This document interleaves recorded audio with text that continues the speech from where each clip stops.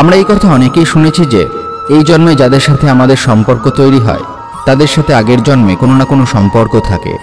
কিন্তু কি সেই সম্পর্ক এবং এই জন্মে যারা আমাদের কাছে আসে তার আগের জন্মে কি ছিল, এই বিষয়টি আজ আমি আপনাদেরকে জানাবো একটি শিক্ষণীয় কাহিনীর মাধ্যমে, যা আপনাদের জীবন পরিবর্তন করতে পারে। তাই এই কাহিনীটি মন দিয়ে শেষ পর্যন্ত অবশ্যই শুনবেন। এই কাহিনীটি শুনলে আপনারা বুঝতে পারবেন যে আপনার কাছের মানুষগুলো আগের জন্মে আপনার কে ছিল। বন্ধুরা, কখনো ভেবে দেখেছেন পুত্র রূপে, কন্যা রূপে, নাতি নাতনি রূপে, জামাই কিংবা বৌমা রূপে আমাদের জীবনে কারা আসে? তাদের সাথে কি আমাদের পূর্বজন্মের কোনো সম্পর্ক থাকে? ভিডিওটি মনোযোগ সহকারে অবশ্যই শেষ পর্যন্ত দেখবেন এবং ভিডিওটি দেখে যদি ভালো লাগে তাহলে অবশ্যই একটি লাইক করবেন এবং সবাইকে শেয়ার করবেন যাতে তারাও ভিডিওটি দেখে উপকৃত হয়। এবং ভিডিওটি দেখে ভালো লাগলে অবশ্যই কমেন্টে জয় শ্রীকৃষ্ণ লিখতে ভুলবেন না। Subscribe now and press the bell icon. Never miss an update. এবার চলুন ভিডিওটি শুরু করা যাক। এক গ্রামে এক কৃষক বাস করত, যার সংসারে কেউ ছিল না, মা না, বাবা না, স্ত্রী না, পুত্র না, কেউ না। কিন্তু তার জমি জায়গা, বাগান, পুকুর ও আরো অনেক সম্পত্তি ছিল। সেখান থেকে প্রচুর আয় হতো, যা সে ব্যাংকে জমা করে রাখত। আর সেই গ্রামেই একজন ব্যবসায়ী ছিল যে তার ব্যবসা নিপুণভাবে জানত, কিন্তু ব্যবসা বৃদ্ধির জন্য তার কাছে অর্থ ছিল না। সেই ব্যবসায়ী একদিন সেই কৃষককে এসে বলে, ভাই, তোমার তো প্রচুর বিষয় সম্পত্তি, কিন্তু সেখান থেকে তোমার ভালো উপার্জন হচ্ছে না।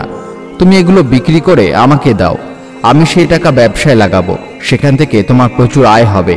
ব্যবসায়ীর কথা শুনে সেই কৃষক তার সম্পত্তির প্রায় সমস্ত অংশই বিক্রি করে ব্যবসায়ীকে দিয়ে দেয়। কৃষকটি তার কাছে কেবলমাত্র একটি শখের ফুলবাগান রেখে দেয়, যেখানে তার প্রিয় মহিষ থাকত। এইদিকে ব্যবসায়ী কৃষকের কাছ থেকে টাকা পেয়ে সেই টাকা ব্যবসায় লাগিয়ে দেয় এবং সে ব্যবসা খুব ভালো জানত বলে শীঘ্রই ব্যবসায় উন্নতি করতে থাকে। যেমন যেমন ব্যবসায় উন্নতি করে, ব্যবসায়ীর মনে তেমন তেমন পাপ জন্মাতে শুরু করে। সে মনে মনে ভাবতে থাকে যে লাভ্যাংশের অর্ধেক অংশ আমি কৃষককে দেব না। কিছুদিনের মধ্যে কৃষক বুঝতে পারে যে ব্যবসায়ী তাকে ঠকাচ্ছে। এইদিকে এই নিয়ে ব্যবসায়ীর ও কৃষকের মধ্যে দীর্ঘ তর্কাতর্কি হয়। তারপর কৃষক যখন বাড়ি যায়, সে দেখে তার পোষা মহিষ তার শখের ফুলবাগানটিতে ঢুকে সবকিছু নষ্ট করে দিচ্ছে। কৃষক তখন রাগের মাথায় একটি লাঠি নিয়ে মহিষটিকে মারতে যায় এবং সেই মহিষ তখন তাকে এমনভাবে আঘাত করে যে সেই আঘাতে কৃষকের মৃত্যু হয়। তার কিছুদিনের মধ্যেই মহিষটিও মারা যায়।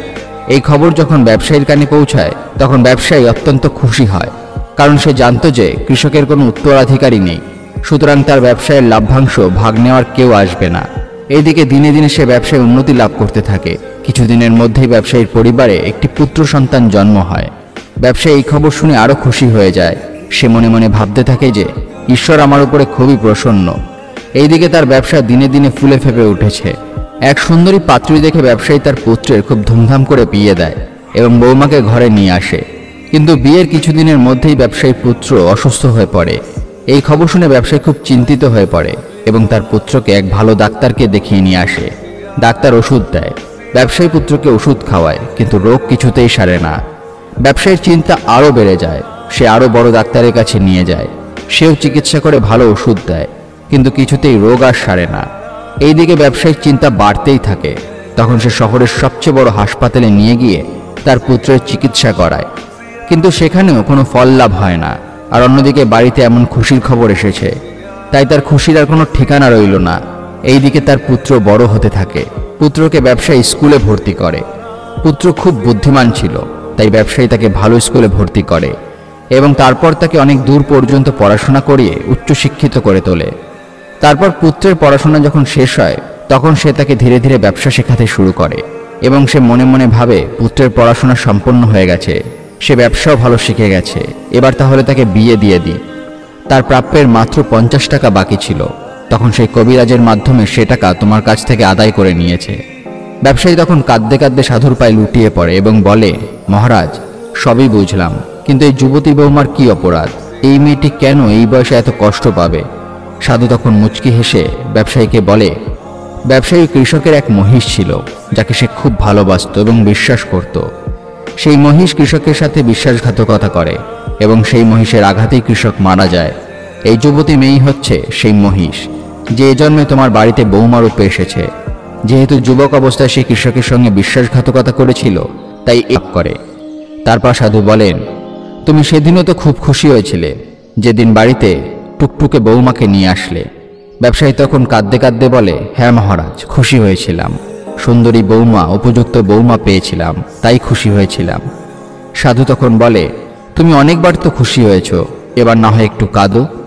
এসবই তোমার কর্মফল। যে কৃষকের অর্থে তোমার ব্যবসা এত বাড়বাড়ন্ত, সেই কৃষকই তোমার পুত্র সন্তান হয়ে জন্মগ্রহণ করেছিল। পুত্রকে লালন পালন করতে, পড়াশোনা করাতে, ধুমধাম করে বিয়ে দিতে, তার চিকিৎসা করাতে যে অর্থ তুমি ব্যয় করেছ, তা সেই কৃষকেরই ভাগের অর্থ। ভরসা, যাকে লিখিয়ে পড়িয়ে এত খরচ করে মানুষ করলাম, সে যদি যুবক অবস্থায় মারা যায়, তাহলে এর চেয়ে বড় দুঃখের বিষয়ের কি হতে পারে? সাধু তখন হাসতে হাসতে বলে, ব্যবসায়ী, তুমি সেদিন তো খুব খুশি হয়েছিলে। ব্যবসায়ী বলে, মহারাজ কোন দিন? তখন সাধু বলে, যেদিন সেই কৃষক মারা গিয়েছিল, যার অর্থেই তোমার ব্যবসায় আজ এত বাড়বাড়ন্ত। ব্যবসায়ী অবাক হয়ে বলে, হ্যাঁ মহারাজ, সেদিন খুব খুশি হয়েছিলাম। এরপর সাধু বললেন, আর সেদিনও তো খুব খুশি হয়েছিলে, যেদিন তোমার বাড়িতে পুত্র সন্তান জন্ম হয়। ব্যবসায়ী বলে, হ্যাঁ মহারাজ, খুশি হয়েছিলাম। কে না খুশি হবে বলুন, যার বাড়িতে পুত্র সন্তান জন্ম লাছে যায়। কবিরাজ মাত্র 50 টাকায় ওষুধ দেয়। সেই ওষুধ ব্যবসায়ী বাড়ি গিয়ে তার পুত্রকে খাওয়ায়, কিন্তু ওষুধ খেয়ে ব্যবসায়ীর পুত্র সঙ্গে সঙ্গে মারা যায়। পুত্রের মৃত্যুতে ব্যবসায়ীর মাথায় বাজ ভেঙে পড়ে। সে বাড়িতে বসে বসে কাঁদতে থাকে। এই খবর যখন গ্রামের লোকে শুনতে পায়, তখন তারাও শোকাহত হয়ে পড়ে। ঠিক সেই সময় গ্রামের পথ দিয়ে এক সাধু হেঁটে যাচ্ছিলেন। ব্যবসায়ীকে কাঁদতে দেখে সাধু তখন জিজ্ঞাসা করে, কি হয়েছে তোমার, তুমি কাঁদছো কেন? ব্যবসায়ী কাঁদতে কাঁদতে সেই সাধুকে বলে, মহারাজ, আজ আমার একমাত্র পুত্রের মৃত্যু হয়ে গেছে, বংশের প্রদীপ নিভে গেছে। এখন আমি কি করি আপনিই বলুন। সাধু বলেন, পুত্র মরেছে তো তাতে কি হয়েছে, তাতে কান্নার কি আছে? ব্যবসায়ী অবাক হয়ে বলে, মহারাজ, আমার একমাত্র পুত্র, আমার বুড়ো বয়সের সর্বশেষে ডাক্তার জানায় যে তার পুত্রের এক দুরারোগ্য ব্যাধি হয়েছে, তাকে সারানো অসম্ভব, সে কিছুদিনের মধ্যেই মারা যাবে। এই কথা শুনে ব্যবসায়ী খুব চিন্তিত হয়ে পড়ে এবং সবসময় তার পুত্রের কথা ভাবতে থাকে। তখন ব্যবসায়ীর এক ভদ্রলোকের সাথে দেখা হয়। সে তাকে বলে, কি ব্যাপার, আপনাকে খুব চিন্তিত মনে হচ্ছে? ব্যবসায়ী তখন পুরো ঘটনাটি তাকে শোনায়। লোকটি ঘটনাটি শোনার পরে বলে, এ তো কোনো ব্যাপার নয়, আমাদের পাড়ায় একজন কবিরাজ ডাক্তার আছেন, আপনি তাকে দেখান, তার ঔষধে মৃত মানুষও সুস্থ হয়ে যায়। লোকটির কথা শুনে ব্যবসায়ী তার পুত্রকে নিয়ে সেই কবিরাজের এই জন্মের যুবতী অবস্থায় তাকে এই কষ্ট পেতে হবে। সাধুর এই কথা শুনে ব্যবসায়ী তখন কাঁদতে কাঁদতে সাধুর পায়ে লুটিয়ে পড়ে এবং বলে, মহারাজ, আমায় ক্ষমা করুন। সাধু বলেন, ব্যবসায়ী, আমি ক্ষমা করার কে? এসবই তোমার কর্ম। এ সংসারে সবাইকে কর্মফল ভোগ করতে হয়। বন্ধুরা, কথায় আছে, যেমন কর্ম তেমন ফল। ভগবান শ্রীকৃষ্ণ গীতায় বলেছেন যে মিথ্যা, প্রতারণা, অজুহাত আপনাকে কিছু সময়ের জন্য সুখ দেবে, কিন্তু ভবিষ্যতে আপনাকে এর মূল্য দিতেই হবে। তাই সর্বদা সৎকর্ম করুন, ধর্মের পথে চলুন, কারণ ঈশ্বর যখন কারোর উপরে আশীর্বাদ বর্ষণ করে, তখন তিনি তাকে মানব রূপ দান করেন। মানবজনই অমূল্য, কারণ এই রূপে মোক্ষ লাভ করা সম্ভব। এবার চলুন ভিডিওটি শুরু করা যাক। এক গ্রামে এক কৃষক বাস করত, যার সংসারে কেউ ছিল না। মা না, বাবা না, স্ত্রী না, পুত্র না, কেউ না। কিন্তু তার জমি জায়গা, বাগান, পুকুর ও আরও অনেক সম্পত্তি ছিল। সেখান থেকে প্রচুর আয় হতো, যা সে ব্যাংকে জমা করে রাখত। আর সেই গ্রামেই একজন ব্যবসায়ী ছিল, যে তার